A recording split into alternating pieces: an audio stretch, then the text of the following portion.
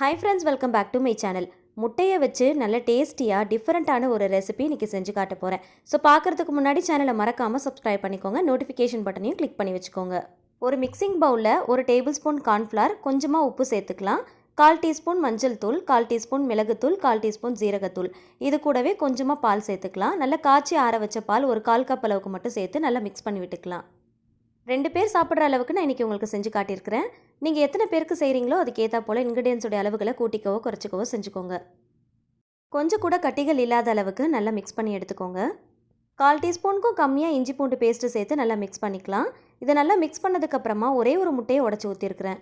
ஒரு முட்டையோடைய அளவுக்கு ஏற்றா போல் எல்லா இன்க்ரீடியன்ஸோடைய அளவுகளையும் நான் சேர்த்துருக்கிறேன். நீங்கள் எத்தனை முட்டைகள் சேர்க்குறீங்களோ அதுக்கு ஏற்றா போல் எல்லா இன்க்ரீடியன்ஸோடைய அளவுகளையும் கூட்டிக்கவோ குறைச்சிக்கவோ செஞ்சுக்கோங்க. முட்டையை சேர்த்ததும் நல்லா பீட் பண்ணிக்கலாம். முட்டை சேர்த்ததே தெரியக்கூடாது, அந்த அளவுக்கு நல்லா பீட் பண்ணி எடுத்துக்கோங்க. எல்லா இன்க்ரீடியன்ஸையும் சேர்த்து நல்லா மிக்ஸ் பண்ணதுக்கப்புறமா உங்களுக்கு உப்பு காரம் கரெக்டாக இருக்கான்னு செக் பண்ணி பார்த்துக்கோங்க. இப்போ இது கூடவே நறுக்கின ஒரு பெரிய வெங்காயத்தை சேர்த்துக்கலாம்.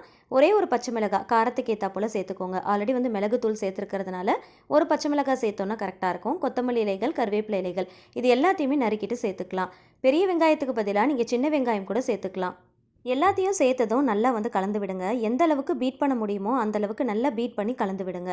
இப்போ இந்த மாதிரி கன்சிஸ்டன்சியில் நீங்கள் கலந்து எடுத்துக்கோங்க. இதில் மஞ்சத்தூள் சேர்த்துருக்கிறதுனால முட்டையோட இந்த ரா ஸ்மெல் சுத்தமாக வராது, பார்க்குறதுக்கும் டெக்ஸ்சர் அழகாக இருக்கும். தோசைக்கல்லை நல்லா சூடாக்கிக்கோங்க. இதில் 1 டேபிள் ஸ்பூன் அளவுக்கு நெய் அப்படி இல்லைனா பட்டர் சேர்த்துக்கோங்க. நான் பட்டர் தான் சேர்த்துருக்கிறேன். பட்டர் சேர்த்து பண்ணும்போது நல்லா டேஸ்ட்டாக இருக்கும். பட்டர் நல்லா மெல்ட் ஆனதுக்கப்புறமா இந்த மாதிரி தோசை மாதிரி ஊற்றிக்கோங்க. ரொம்ப பெருசாக ஊற்றிட வேண்டாம், திருப்புறதுக்கு நமக்கு கஷ்டமாக இருக்கும். ஸோ அதனால் இந்த மாதிரி சின்ன சைஸில் ஊற்றி எடுத்துக்கோங்க. ஒரு பக்கம் நல்லா செவந்து வந்ததும் இன்னொரு பக்கம் திருப்பி போட்டுக்கோங்க. ரொம்ப நேரம் விட்டுட்டோம் அப்படின்னா ரொம்ப முருகலாயிரும். அந்த மாதிரி இல்லாமல் நல்லா சாஃப்டாக இருக்கணும், நல்லா செவந்து வரணும். அதே சமயத்தில் ஃபுல் சிம் ஃப்ளேமில் வச்சு நல்லா வேக வச்சு எடுத்துக்கோங்க. அவ்வளோதாங்க, நல்லா செவந்து வந்ததும் வெளியில் எடுத்துடலாம். இந்த வெங்காயத்தோடு சேர்த்து சாப்பிடும் போது நல்லா க்ரன்ச்சியாக இருக்கும். இது ஒரு மெத்தடு. இன்னொரு மெத்தட்லேயும் செய்யலாம். அதுக்கு மறுபடியும் தோசைக்கல்லை நல்லா ஹீட் பண்ணியிருக்கிறேன். 1 டேபிள் ஸ்பூன் அளவுக்கு பட்டர் சேர்த்துக்கலாம். பட்டர் நல்லா மெல்ட் ஆனதும் மறுபடியும் மிச்சம் இருக்கிற அந்த முட்டைகளை மறுபடியும் இந்த மாதிரி தோசை மாதிரி ஊற்றி விட்டுக்கலாம். இந்த மாதிரி ஊற்றும் போது நம்ம சேர்த்துருக்கிற வெங்காயம், பச்சை மிளகாய், கருவேப்பிலை, கொத்தமல்லி இதெல்லாம் ஒரே இடத்துல இல்லாமல் எல்லா இடத்துலையும் இருக்கிற மாதிரி நல்லா ஸ்ப்ரெட் பண்ணி விட்டுக்கோங்க. ஊற்றின உடனேயே ஒரு ஸ்பூன் வச்சு நல்லா ஸ்ப்ரெட் பண்ணி விட்டுக்கோங்க.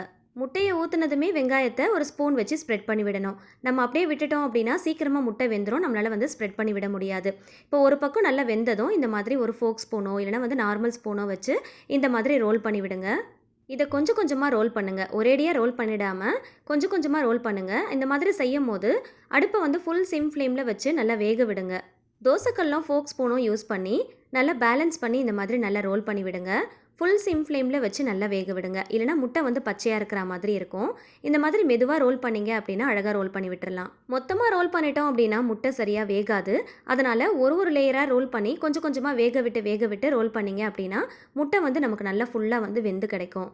முட்டை பச்சையாக இருந்தால் சாப்பிட பிடிக்காது. ஒரு லேயராக பொறுமையாக வச்சு இந்த மாதிரி ரோல் பண்ணி விடுங்க. ஃபுல் சிம் ஃப்ளேமில் வச்சு நல்லா வேக விடுங்க. அவ்வளோதாங்க, எல்லா பக்கமும் நல்லா வெந்து வந்திருக்கு. இப்போ ஃபுல்லாகவே அழகாக நம்ம ரோல் பண்ணி எடுத்துட்டோம். ரோல் பண்ணதுக்கப்புறமா எல்லா சைடும் நல்லா திருப்பி விட்டு நல்லா வேக விடுங்க. உடனே எடுத்துட வேண்டாம். எல்லா பக்கமும் நல்லா ஸ்பூனோ இந்த மாதிரி தோசை கரண்டியும் வச்சு நல்லா பேலன்ஸ் பண்ணி நல்லா அழுத்தி விட்டு நல்லா செவந்து வர அளவுக்கு நல்லா வேக விடுங்க. அந்த ஹீட்லேயே பார்த்திங்கன்னா உள்ள அந்த முட்டை எல்லாமே நல்லா வெந்து வந்துடும். முட்டையை வச்சு எப்பயும் ஒரே மாதிரி செய்யாமல் இந்த மாதிரி கொஞ்சம் டிஃப்ரெண்ட்டாக ட்ரை பண்ணி பாருங்கள். வெங்காயம், பச்சை மிளகாய், கருவேப்பிலை, கொத்தமல்லிலாம் சேர்த்துருக்கிறதுனால இது சாப்பிட்றதுக்கு நல்ல க்ரன்ச்சியாக இருக்கும். 2 மெத்தடில் நான் உங்களுக்கு செஞ்சு காட்டியிருக்கிறேன். தோசை மாதிரியும் நீங்கள் செய்யலாம், இந்த மாதிரி ரோல் மாதிரியும் செய்யலாம். இந்த மாதிரி ரோல் மாதிரி செஞ்சு கொடுத்தோம் அப்படின்னா குழந்தைங்களுக்கு ரொம்பவே அட்ராக்டிவாக இருக்கும். சாப்பிட்றதுக்கும் நல்லா டேஸ்டியாக இருக்கும். நல்ல சாஃப்டாக நல்லா ஸ்பாஞ்சியாக இருக்கிற மாதிரி இருக்கும். கண்டிப்பாக ட்ரை பண்ணி பாருங்கள். அவ்வளோதாங்க, நல்லா செவந்து வந்துருச்சு. எல்லா பக்கமும் நல்லா வேக வச்சு எடுத்தாச்சு. இந்த மாதிரி அப்படியே சைடில் கட் பண்ணிங்க அப்படின்னா ரோல் மாதிரி வரும். இதை ப்ரெட்டில் வச்சு ஸ்டஃப் பண்ணி கொடுக்கலாம். அப்படி இல்லைன்னா சப்பாத்தியில் வச்சு ரோல் பண்ணி கூட கொடுக்கலாம். ஆல்மோஸ்ட் ஸ்கூலெல்லாம் ரீஓப்பன் ஆகிடுச்சு. குழந்தைங்களுக்கு லஞ்ச் பாக்ஸ் பேக் பண்ணும்போது இந்த மாதிரி ரோல் மாதிரி செஞ்சு சைடில் ஒரு பாக்ஸில் பேக் பண்ணி கொடுத்தீங்க அப்படின்னா விரும்பி சாப்பிடுவாங்க. இது கூடவே கொஞ்சமாக டொமேட்டோ கெச்சப் அப்படி இல்லைனா க்ரீன் சட்னி மைனஸ் கூட வச்சு நீங்கள் சர்வ் பண்ணிக்கலாம். டேஸ்ட் இன்னும் சூப்பராக இருக்கும். சாம்பார் சாதத்துக்கு நல்ல ஒரு சைட் டிஷ் பண்ணணும் அப்படின்னு நினச்சிங்கன்னா இந்த மாதிரி நீங்கள் பேக் பண்ணிக்கலாம். வெரைட்டி ரைஸ்க்கு கூட இது எல்லாமே ரொம்ப நல்லாயிருக்கும். கண்டிப்பாக ட்ரை பண்ணி பாருங்கள். வீடியோ பிடிச்சா லைக் பண்ணி எல்லாருக்கூடையும் ஷேர் பண்ணிக்கோங்க. சேனலை மறக்காமல் சப்ஸ்கிரைப் பண்ணிக்கோங்க. தேங்க்ஸ் ஃபார் வாட்சிங்.